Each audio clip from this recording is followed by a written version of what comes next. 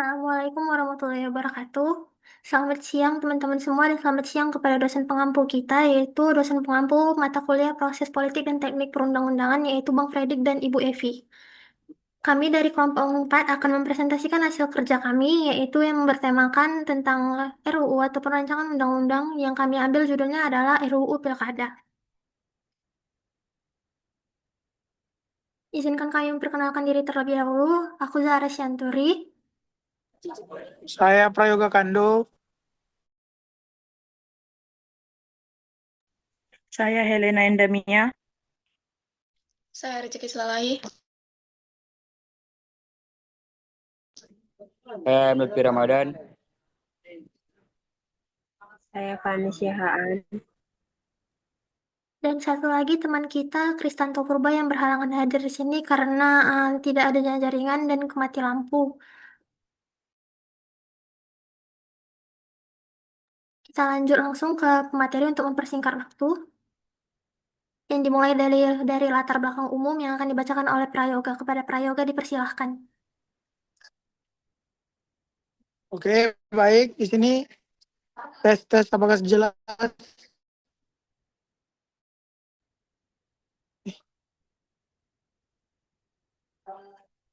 Oke, Coba bisa dilanjut. di sini saya akan menjelaskan latar belakang umum.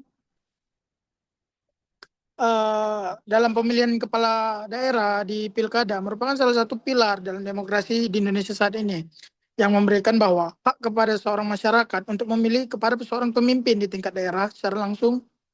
Sebelum kontroversi terhadap RUU Pilkada yang mencuat pada kemarin, Mahkamah Konstitusi atau MK itu telah mengeluarkan beberapa putusan penting terkait pilkada yang akan datang pada tahun 2024 kemarin. Berdasarkan keputusan MK nomor 70 garing PPU nomor 22 tahun 2024 tentang syarat dan usia calon kepala daerah dihitung saat penetapan pasangan calon di pilkada. Terhadap perubahan mendasar ini, kriteria pencalonan seiring dengan adanya indikasi bahwa DPR akan merevisi regulasi yang bertentangan dengan putusan MK, masyarakat mulai melakukan gerakan-gerakan perlawanan yang melalui media sosial dan melalui pergerakan massal seperti demo. Oke, next.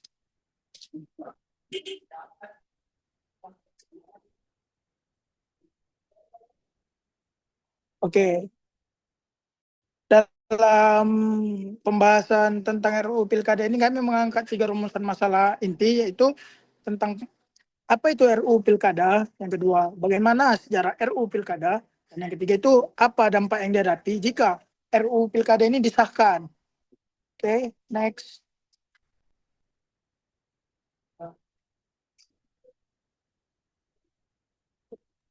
Baik, terima kasih Yoga. Oke, Mungkin saya untuk kembalikan tujuan ke analisis. moderator. Baik, mungkin untuk tujuan analisis akan dibacakan oleh teman saya, Helena. Kepada Helena dipersilahkan.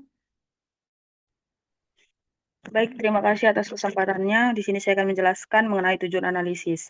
Jadi tujuan analisis rancangan undang-undang pemilihan kepala daerah atau yang biasa kita kenal disingkat dengan RUU Pilkada itu adalah untuk memahami secara lebih jelas bagaimana aturan ini akan berpengaruh terhadap jalannya demokrasi di tingkat daerah. Analisis ini juga penting. Mengapa? Karena seperti yang kita tahu kalau misalnya pilkada itu kan pemilihan seorang pemimpin di tingkat daerah. Jadi kita bisa lihat bahwa gimana pilkada ini bisa menyangkut hak politik masyarakat untuk memilih dan memimpin daerah di daerahnya. Juga tujuannya itu bisa kita lihat apakah aturan baru yang dibuat ini benar-benar memberikan solusi atas masalah yang ada selama ini atau bahkan tidak ada sama sekali atau bahkan bisa untuk lebih mempersulit masyarakat dalam memilih calon pemimpinnya di daerah. Kemudian juga analisis ini tujuannya untuk melihat apakah isi dari undang-undang pilkada ini sesuai dengan prinsip demokrasi seperti keadilan, transparansi, akuntabilitas, dan partisipasi. dan juga tujuan lainnya itu melihat dampak praktis dari rancangan undang-undang ini terhadap lembaga dan aktor politik seperti KPU, Bawaslu, partai politik, maupun DPRD. Jadi, dengan melakukan analisis ini kita bisa memproyeksi bagaimana peran dan hubungan antar aktor, apakah itu berubah jika aturan dalam undang-undang ini diubah. Selanjutnya saya serahkan ke moderator.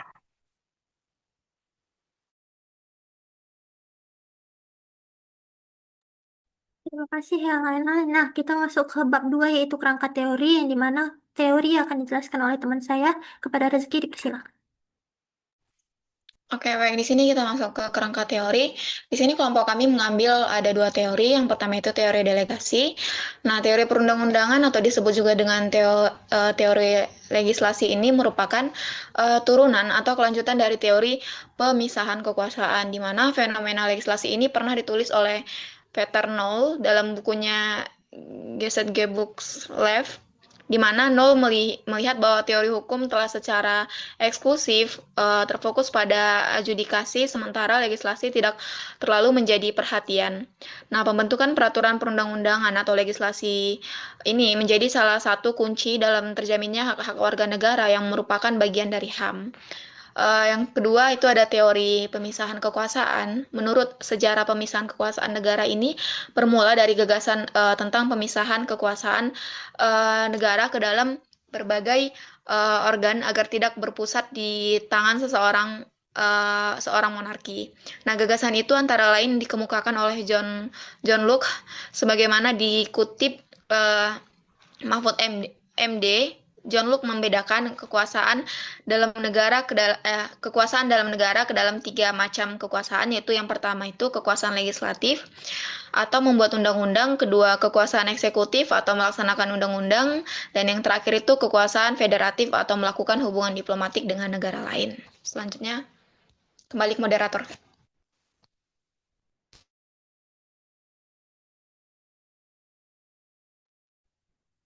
Baik, untuk mungkin teori delegasi di slide 2, Rezeki bisa dibacakan.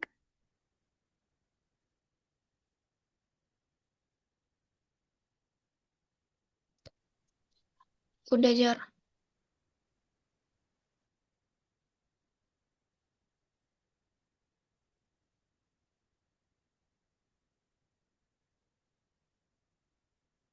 Mungkin kita langsung masuk saja ke tinjauan umum yang akan dibacakan oleh saya sendiri. Jadi, tinjauan atas rancangan undang-undang pilkada saat ini tidak bisa dilepaskan dari konflik antara lembaga negara, terutama setelah keluarnya putusan MK nomor 60 garis miring pengujian Undang-Undang 22/2024. Selama ini aturan pilkada memang sering berubah dan penuh intervensi politik, sehingga membuat regulasinya tidak stabil. Putusan MK terbaru mengubah aturan ambang batas pencalonan kepala daerah ataupun pilkada threshold yang sebelumnya mensyaratkan partai politik memiliki 20% kursi atau 25% suara sah DPRD. MK menilai aturan itu tidak adil, terutama bagi partai politik peserta pemilu 2024 yang mendapat suara masyarakat tapi tidak punya kursi di DPRD, yaitu kurang dari persenan di antara 20% ataupun 25%. Karena itu, MK memerintahkan perhitungan ambang batas berdasarkan suara sah hasil pemilu legislatif di tiap daerah. Namun, DPR dan pemerintah justru membahas rancangan undang-undang pilkada baru yang dinilai mencoba mengakali putusan MK dengan menghidupkan kembali sebagai ketentuan ambang batas lama dan menambah aturan kontroversial. Sikap ini dilihat sebagai bentuk pelanggaran terhadap prinsip negara hukum karena putusan MK bersifat final dan mengikat. Walaupun akhirnya rancangan undang-undang tersebut dibatalkan, polemik ini menunjukkan lemahnya kepatuhan konstitusional dan rapuhnya kepastian hukum dalam proses pilkada. Dampaknya sangat luas, adanya potensi kegangguan integritas pilkada, risiko melemahnya checks and balance antar lembaga negara, serta meningkatkan ketidakpastian politik. MK sebenarnya ingin membuka ruang kompetisi politik yang lebih inklusif dan adil, tetapi respon legislator justru mempersempitnya. Tokoh seperti Koirunisa atau Perludem menilai ada rekayasa konstitusi yang mengubah arsitektur politik Indonesia, sementara Jazilul Fawaid menyoroti beban teknis dan anggaran dari perubahan ini. Mahfud juga mengingatkan soal resiko kekosongan aturan masa jabatan DPRD yang bisa menghambat jalannya pemerintahan daerah. Secara keseluruhan, polemik ini menunjukkan pentingnya partisipasi publik, transparansi legislasi, serta kepatuhan terhadap konstitusi agar pilkada tetap berintegritas dan demokratis.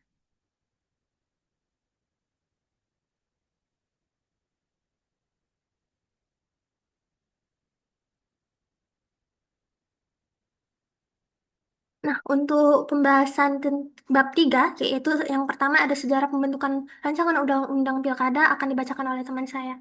Kepada Fani dipersilakan. Baik, sekarang kita masuk ke pembahasan sejarah pembentukan rancangan undang-undang pilkada ini.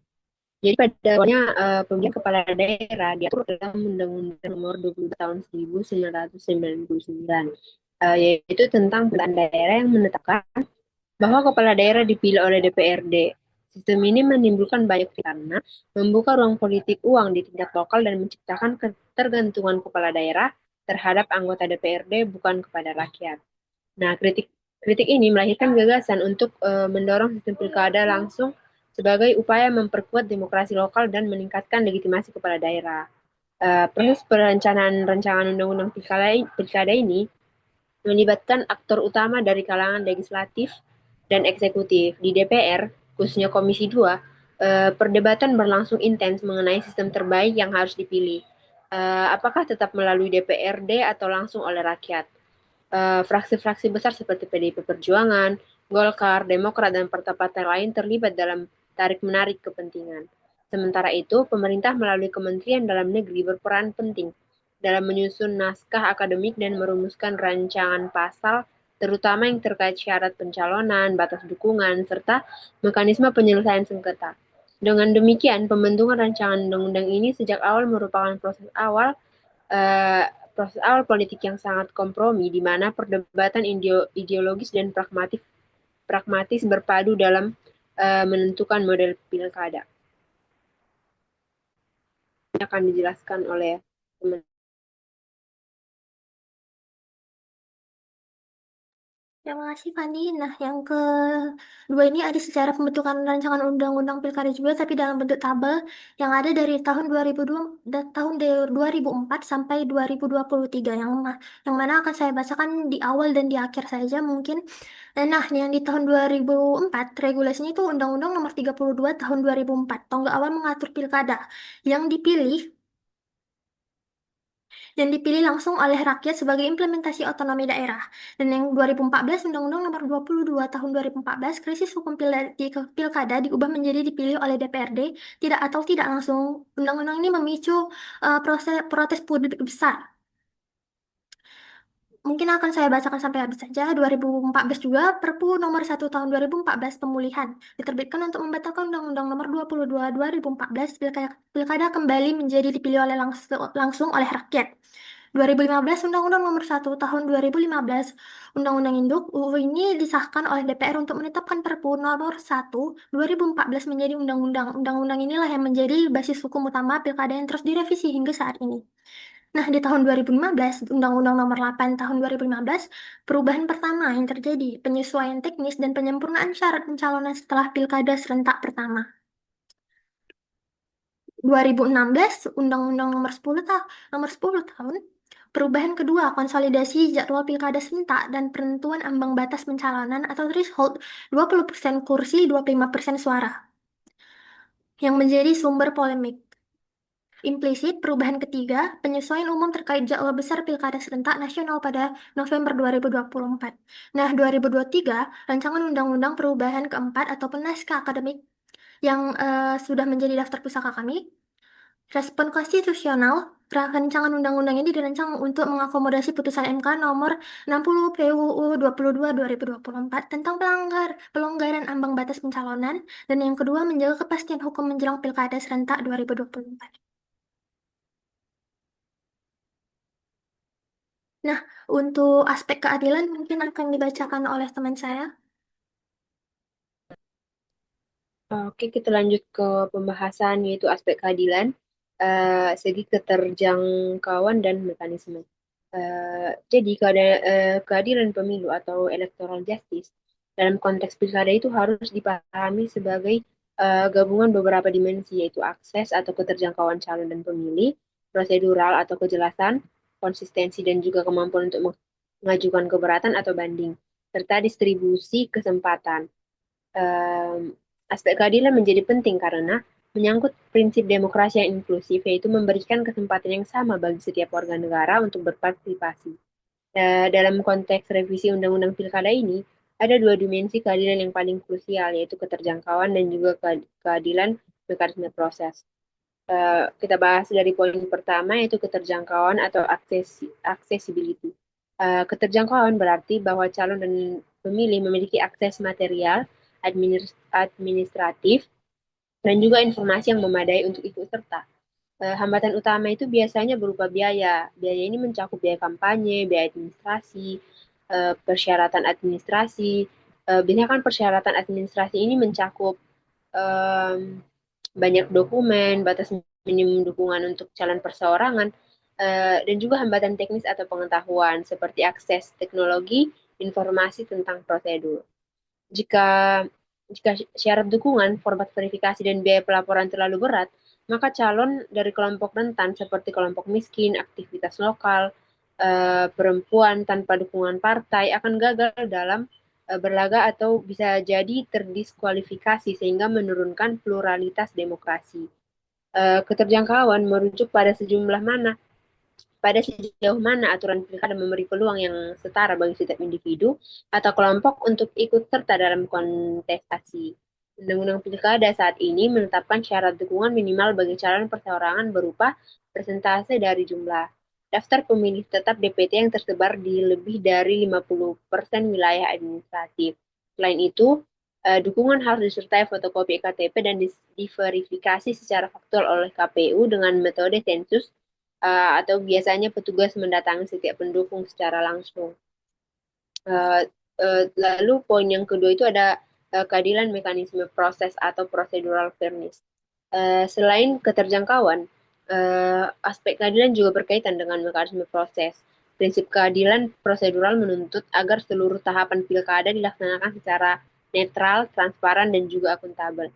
Dalam Undang-Undang Pilkada, verifikasi administrasi dan faktual diatur cukup rinci. Namun ada beberapa persoalan yang mengurangi rasa keadilan. Pertama itu ada hasil verifikasi dukungan yang diumumkan secara terbuka, melainkan hanya diberikan kepada pasangan calon. Hal ini membatasi ruang pengawasan publik dan menyulitkan pihak ketiga, termasuk pemantauan independen dan untuk memastikan integritas proses. Yang kedua itu ada mekanisme banding atau keberatan seringkali menjadi tenggat waktu sangat singkat, sehingga calon yang merasa dirugikan tidak memiliki cukup ruang untuk memperbaiki kesalahan administrasi. Kondisi ini bertentangan dengan prinsip due process of law yang menuntut setiap pihak memiliki kesempatan yang layak untuk membela diri. Biasanya elemen yang harus ada untuk menjamin keadilan proses itu ada beberapa poin. Yang pertama itu adalah kriteria verifikasi yang jelas dan terdokumentasi. Standar bukti, format formulir, dan kriteria penghitungan dukungan harus dipublikasi secara transparan sehingga semua pihak tahu apa yang dinilai. Yang kedua ada prosedur waktu yang pasti. Untuk setiap tahap verifikasi, hak sanggah, keputusan sanggah, dan banding harus punya batas waktu yang realistis agar tidak merusak jadwal pemilihan. Yang ketiga ada akses terhadap mekanisme keberatan dan banding yang efektif, termasuk prosedural administratif internal. Serta akses ke peradilan itu putusan MK terkait pengujian materi dapat mengubah tafsiran norma sehingga mekanisme banding harus selaras dengan jurisprudensi konstitusi. Yang keempat ada transparansi dan pelaporan publik, yaitu seluruh hasil verifikasi, daftar dukungan, dan laporan dana kampanye harus dipublikasi sehingga masyarakat dan pemantau independen dapat melakukan pengawasan. Dan yang terakhir itu adalah pengawasan independen dan saksi yang proporsional. Lembaga pengawas seperti Bawaslu harus dilengkapi aturan tegas mengenai pengawasan dana kampanye dan mekanisme penegakan, termasuk sanksi administratif atau pidana bila ada pelanggaran serius. Mungkin akan dilanjutkan oleh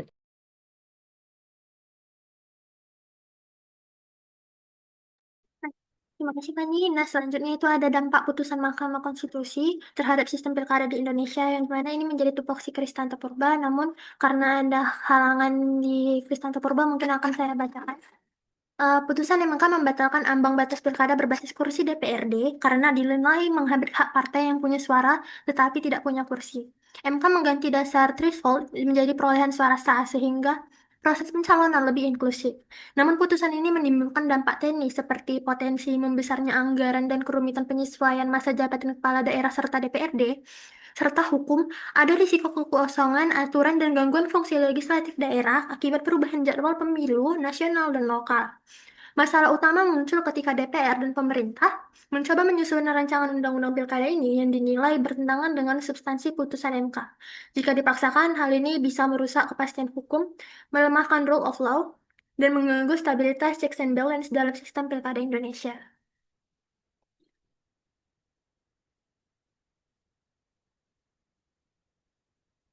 Nah, selanjutnya itu ada kesesuaian dengan prinsip demokrasi yang mungkin akan dibacakan oleh teman saya Rezeki. Kepada Rezeki dipersilahkan.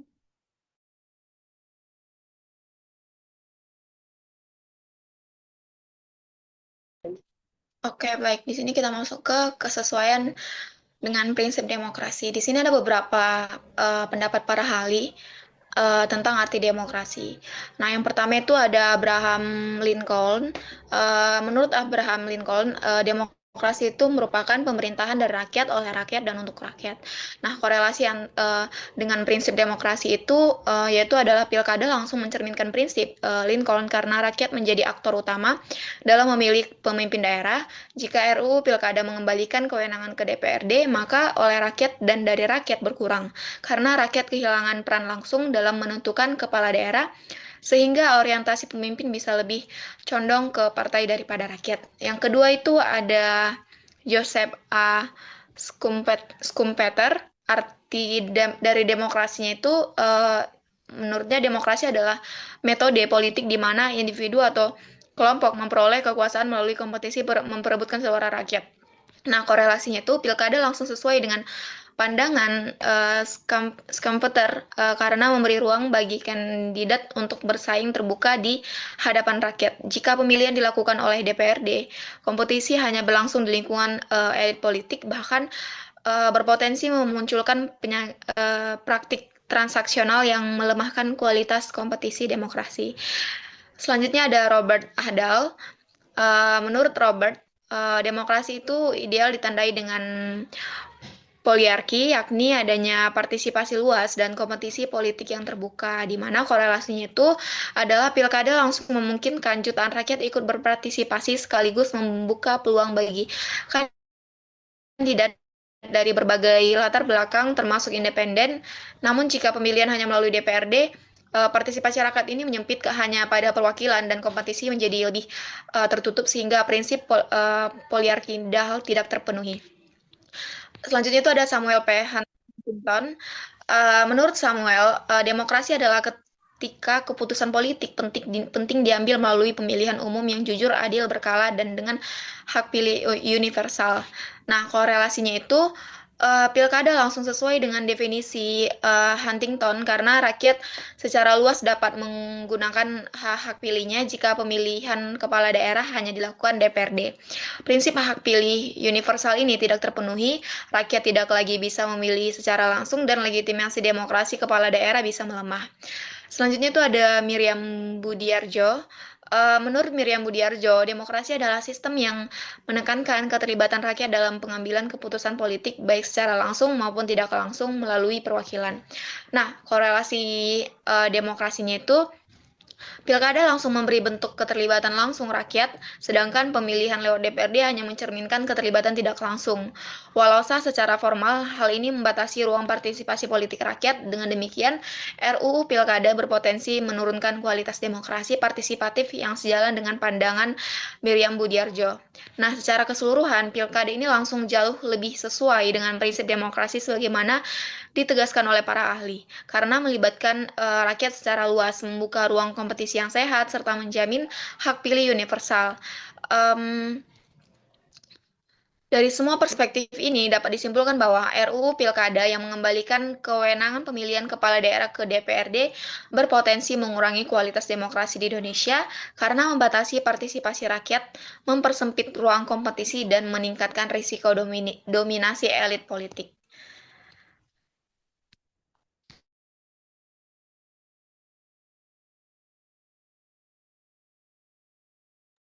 Nah, selanjutnya terima kasih Rezeki yang sekarang perbandingan rancangan undang-undang pilkada akan dibacakan oleh Lutfi. Kepada Lutfi dipersilahkan. Baik, sekarang saya akan menjelaskan tentang perbandingan RUU Pilkada. Nah, yang pertama itu ada membatas pencalonan. Pada pilkada undang-undang pilkada yang lama, partai politik atau gabungan partai hanya bisa mengusung calon kepala daerah jika memiliki setidaknya 20% kursi DPRD atau 25% suara sah. Nah, di daerah tersebut, dalam RUU Pilkada terbaru dan keputusan Mahkamah Konstitusi tahun 2024, aturan ini diubah.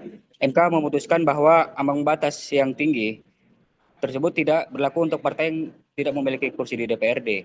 Nah, yang kedua itu ada batas usia calon kepala daerah. Dalam Undang-Undang Pilkada yang lama, usia minimal calon gubernur dan wakil gubernur adalah 30 tahun. Nah, sedangkan bupati dan wakil bupati atau wali kota dan wakil wali kota minimal itu 25 tahun. Nah, pada RUU Pilkada yang terbaru, batas usia tersebut tidak berubah, tetapi 30 tahun dan 25 tahun. Namun, cara penghitungannya berubah. Kini usia calon dihitung pada saat penetapan calon oleh KPU, bukan pada waktu pelantikan. Next, Zara.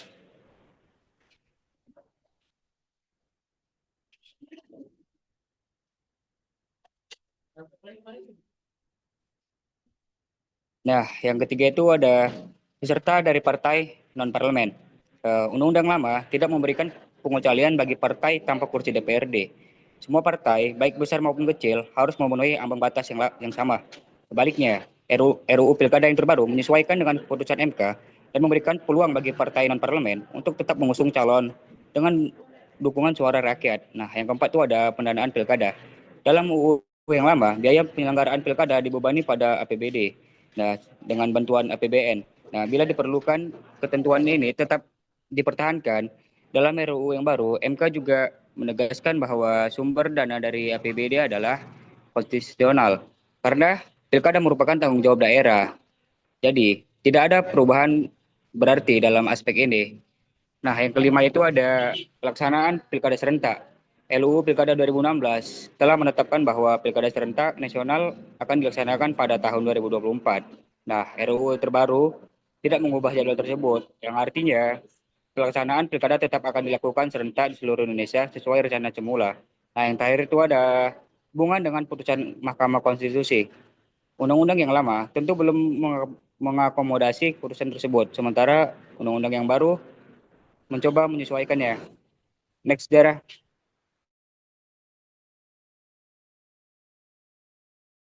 Nah, terima kasih Lutfi. Nah, untuk sekarang pengusulan rancangan undang-undang pilkada akan saya bacakan.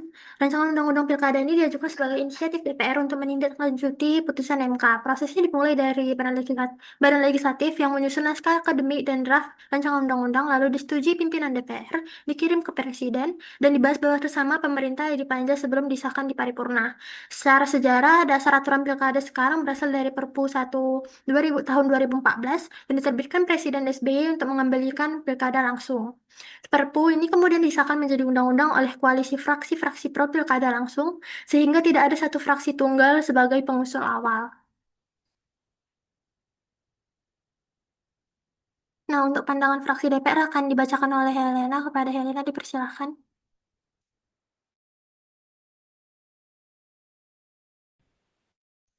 Baik, terima kasih atas kesempatannya. Saya akan menjelaskan mengenai pandangan fraksi. Yang pertama itu ada PDIP. Fraksi ini menolak pembahasan atau pengesahan revisi Undang-Undang Pilkada ke tahap berikutnya. Mereka itu memberikan alasannya itu revisi ini tuh dianggap menganulir putusan MK terkait syarat calon yang sudah final dan mengikat. Kemudian ada yang kedua itu ada Golkar. Di publik itu tidak ada indikasi kalau misalnya Golkar itu secara tegas menolak revisi ini. Tetapi mereka itu justru mendukung pembahasan lebih lanjut dan mereka itu mengatakan bahwa tujuan revisi undang-undang ini harus jelas dan tidak karena sebuah kepentingan elit, melainkan memperkuat demokrasi. Kemudian itu yang ketiga ada Gerindra. Fraksi Gerindra memberikan lampu hijau untuk pengesahan revisi Undang-Undang Pilkada dalam rapat paripurna. Ada salah seorang anggota DPRD dari Gerindra menyebutkan bahwa pengesahan itu sebagai tanda kutip itu angin segar bagi demokrasi dan bahwa proses telah memenuhi prinsip demokrasi serta memberi ruang aspirasi publik. Dan yang keempat itu ada PKB. Beberapa anggota fraksi PKB memilih tidak hadir dalam rapat dan bisa kita lihat kalau misalnya mereka tidak hadir berarti mereka menolak adanya revisi undang-undang ini dengan alasan bahwa proses sama seperti PDIP bahwa prosesnya tidak memberi ruang publik memadai dan bertentangan dengan putusan MK. Pandangan selanjutnya akan dijelaskan oleh Lutfi.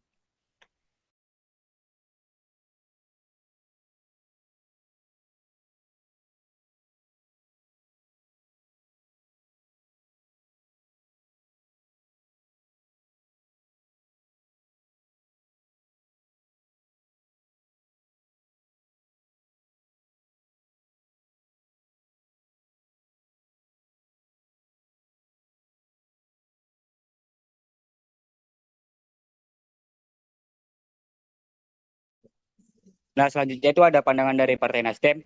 Nasdem menyatakan bahwa putusan MK nomor 135 Perundang-undang 2022-2024 yang memisahkan pemilu nasional dan pemilu daerah melanggar Undang-Undang 1945 dan tidak mempunyai kekuatan mengingat secara konstitusional. Nah, kalau dari PKS menyatakan mereka menghormati putusan MK nomor 135 Perundang-undang 2022-2024 yang memisahkan pemilu nasional dan daerah. Namun PKS juga menekankan bahwa putusan ini harus didalami segala implikasi baik teknis, regulasi, kelembagaan maupun dampak konstitusionalnya. Nah, kalau dari Demokrat, fraksi Demokrat menyatakan bahwa mereka belum pada posisi untuk mengambil sikap pro atau kontra terhadap putusan MK tentang pemisahan pemilu nasional dan daerah. Mereka mempertimbangkan berbagai aspek termasuk mandat rakyat, konstitusi, dan implikasi transisinya.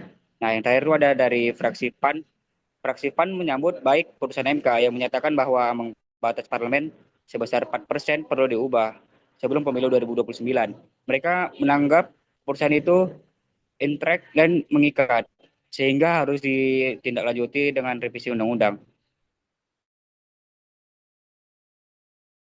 Nah, ini di bab keempat atau bab penutup ada kesimpulan yang akan dibacakan oleh Kristanto Purba. Kepada Kristanto dipersilakan. Oke, terima kasih. Jadi kesimpulan dari makalah kami adalah proses penyusunan dan pelaksanaan RUU pemilihan kepala daerah itu atau pilkada merupakan refleksi kompleksitas politik dan hukum di Indonesia. Seperti putusan Mahkamah Konstitusi membuka ruang partisipasi politik yang lebih inklusif dengan menghapus ambang atas berbasis kursi DPR.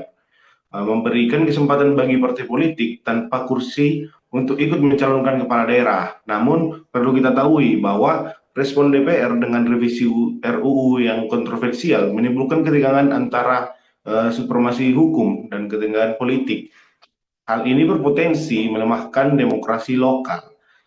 Proses legalisasi RUU ini bukan hanya persoalan teknis, tapi juga arena kompromi politik antar lembaga negara dan masyarakat sipil yang mengawal prinsip demokrasi, transparansi, dan keadilan. Nah, pembatasan partisipasi dan mekanisme verifikasi yang mahal menimbulkan hambatan nyata bagi calon independen dan kelompok rentan sehingga mengurangi kualitas konsistensi politik. Oleh karena itu, keberlangsungan demokrasi lokal sangat bergantung pada ketaatan keputusan MK, mekanisme perundang-undangan yang adil, serta pengawasan politik yang lebih efektif agar pilkada tetap memenuhi asas langsung, umum, bebas, rahasia, jujur, dan adil. Nah, makalah kami ini menegaskan pentingnya checks dan balance antara lembaga negara untuk menjaga agar undang-undang pemilu itu tidak hanya menjadi instrumen politik semata, tapi benar-benar mencerminkan kedaulatan rakyat dalam pengambilan keputusan politik daerah. Oke, dikembalikan.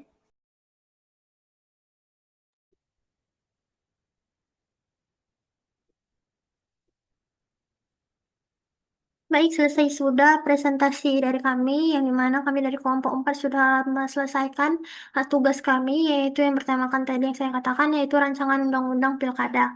Mohon maaf bila ada kesalahan kata atau yang disengaja pun tidak disengaja. Semoga materi ini bermanfaat bagi kita semua dan di masa depan. Terima kasih.